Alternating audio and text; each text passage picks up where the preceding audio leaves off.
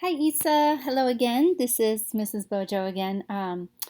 Man, I sent you a really long video last time, so I'm going to try to keep it quick for your Martin Luther King Jr. and civil disobedience lesson here. So let's get started. Your lesson question for this is, how does Martin Luther King Jr. use text structure and allusions to support his purpose? So two big things that we're going to be focusing on there. It's important for you to know that when you're reading nonfiction, that the way that an author structures the text and puts it together really tells you a lot about how they want to structure their argument. When you're analyzing arguments, I want you to be familiar with the Stephen Tolman model, and the Tolman model goes a little something like this. First of all, you have a claim that's kind of like your thesis statement. That's the main argument that the author is trying to pose. So I gave you an example here. If I wanted to argue that students need more affordable tuition for college, then that would be my claim. And then qualifiers limit the claim and make it more credible. Instead of saying every student on earth or every human being on earth needs more affordable tuition, people could probably argue with that. So I would use qualifiers, words like most, many, in general, or typically. I could say something like many students need more affordable tuition for college. And then my grounds are things like facts, statistics, quotes, or what sometimes writing teachers call concrete details. These are reasons that the author has to support his or her argument. I looked this up and I found that the average student graduates from university with $37,172 in student loan debt. So there's a fact that would support my thesis or my claim. And then warrants are kind of like the commentary. This is where I make the connection for my reader. And I give reasons why this grounds, this fact that I've given you, supports my claim. And here's my warrant. This is more than they're likely to make in their first year out of college, and it will severely limit their chances to succeed financially. So I kind of make that. I don't just slam the fact on you. I give you a warrant that explains why the fact proves my point. And then the counterclaim. I might have a counterclaim here that says, granted, many students may choose to go to vocational programs or community college instead of university. I'm saying, look, I'm sure a lot of people would disagree with me. Not all students need help with their tuition. Some of them are going to more affordable colleges, or some of them don't go to college at all. But here's my rebuttal. This is my argument against the counterclaim. I say, but students who have lots of expensive options, students may have lots of inexpensive options for secondary education, but not all of them lead to the student's ideal career. Doctors and lawyers, for example, who wish to have successful careers, must attend prestigious universities to gain credibility in their chosen profession. So I'm saying, granted, yeah, not all people want to be doctors or lawyers, but the people who do need help with their tuition. So the conclusion is where I would sum up all of the elements of my argument, just to recap and show how they support my thesis and bring it back around to my main claim. So you need to know a couple of things about Dr. Martin Luther King Jr. He is one of my absolute favorites. Why? Because he's awesome. Couple of reasons why. Here are some things that you need to know. He was a Baptist minister. His doctorate is in theology, which is the study of religion and God. He was an outstanding speaker, as you can imagine, and of course I'm sure you've heard him give like his I Have a Dream speech, very famous speech. He was also a very persuasive writer and a very good rhetor, which means that he was very, very strong at making a rhetorical argument. He was also a leader in the fight for civil rights in the 1960s.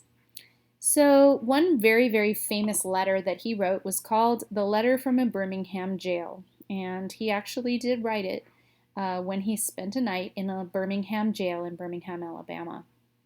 He was headed to Birmingham, Alabama to lead peaceful protests against segregation there. He was really into civil disobedience, which is a term that was coined by Henry David Thoreau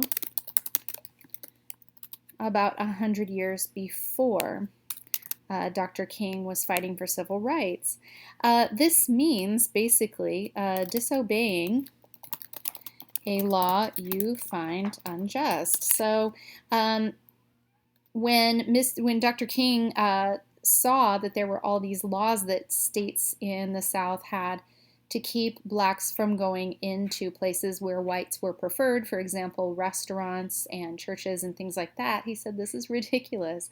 And there were many people like Rosa Parks, you probably remember, who refused to give up her seat on a bus in Birmingham, and it was kind of crazy. I always thought when I was a kid, I was always taught that she was an African American lady who sat in the white part of the bus, but she didn't. She actually sat in the African American, the blacks only area, and the idea was that she was supposed to give her seat up if there were too many people in the white section, and a white man needed a place to sit. That actually happened, and he asked her, a white man asked her to give up her seat, and she said no. So that even adds another layer that this young man was asking this older woman to get up out of her seat simply because she was an African American. So lots of things were happening like that in the South at that time, and people were starting to realize, this is really ridiculous. According to the law, for a long, long time, for generations now, we have had equal protection guaranteed to us by right, but for some reason our states are just not getting the message. So Dr. King had a series of protests, and they were peaceful protests, and sometimes they were sit-ins, which meant that, for example, if you went to a whites-only lunch counter. So it was like a cafe or a diner where you could go up to the counter, but only if you were white. And there were a whole bunch of folks at that time, African-American people, who decided to take part in these peaceful protests and actually just go in and sit at the lunch counter. They didn't order anything. They didn't even speak. But a lot of them were actually arrested, and Dr. King was arrested as well because he was doing the same thing. He was walking into places, he was a black man himself, he was walking into whites-only places, and his presence there was at that time illegal, so he spent a night in jail. Well, he actually spent many nights in different jails, but in this particular point, he was in Birmingham for this reason. So before he went to Birmingham, there were some people in Birmingham, Alabama, who heard that he was on his way with his protesters. And there were 8 white clergymen who were religious leaders, and they wrote a letter to him that they called A Call to Unity, and that's kind of an ironic name, as you'll see. It was a letter discouraging him to lead the protests in their city. They were saying, please, Dr. King, don't come to our city. Please wait. We've just gotten a new mayor. You don't know if he is a racist or not. He may change things for the better. Give him a chance. We're also scared that if you come here and you're peaceful protesters or leading peaceful protests, that other people may show up who are not peaceful, that there may be riots and other violence that are incited in our cities. They were afraid of that. And they also appealed to him as a church leader. They were church leaders too. They were ministers and priests, and saying, look, you're a Baptist minister, you understand that your leadership makes a difference. He was also the president of the Southern Coalition, the Southern Council. Let's see, it's SCLC. It was the Southern Christian Leadership Council. Sorry about that. So they knew that he had influence, and that he could, if he said, hey, let's call it off, that people would listen.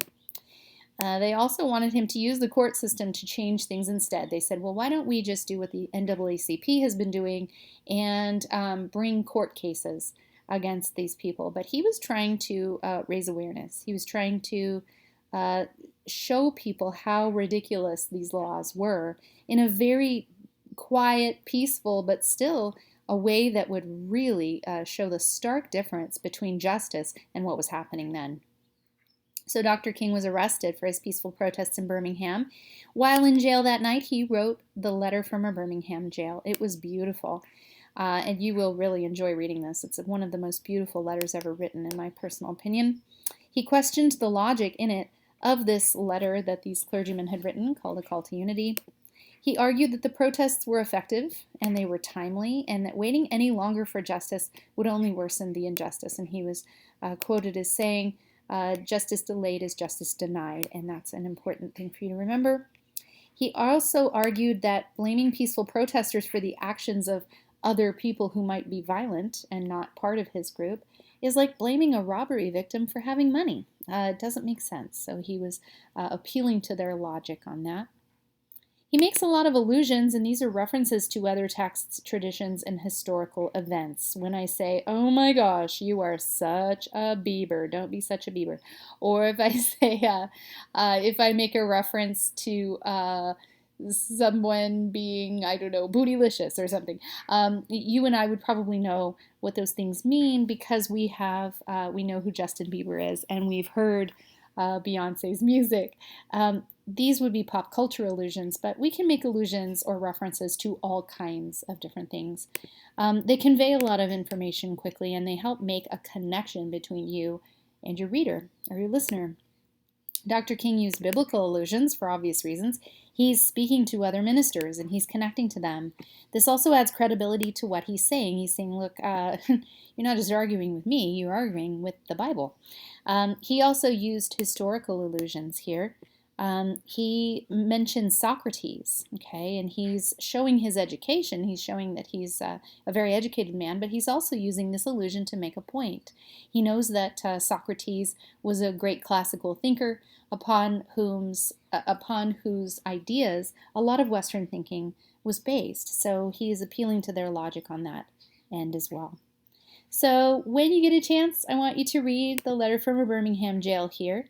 At this link, you'll see that there are a number of different things that will help you understand each piece. Dr. King is a personal hero of mine, and I think you will find that his writing is really beautiful, really persuasive, and very effective at getting his point across. All right, hope to see you soon in our next video.